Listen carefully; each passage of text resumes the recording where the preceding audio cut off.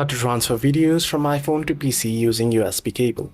Well, the process itself is pretty simple, so let me guide it through. Now, in case of iOS devices, using or connecting only USB cable to your PC won't allow you to transfer any files. To do so, you'll have to use other third-party applications. Now, one of it is 3U Tools. So you can head into your browser on your PC and you can head into 3u.com.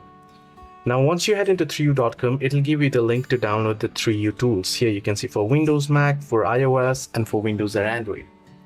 So you can go ahead and select download for Android here and tap on go ahead and download it. Once you have downloaded, you want to go ahead and open it up. Once you open it up, you don't have to log in or do anything. All you got to do is it'll ask you to connect USB. So you want to connect USB your iPhone to PC.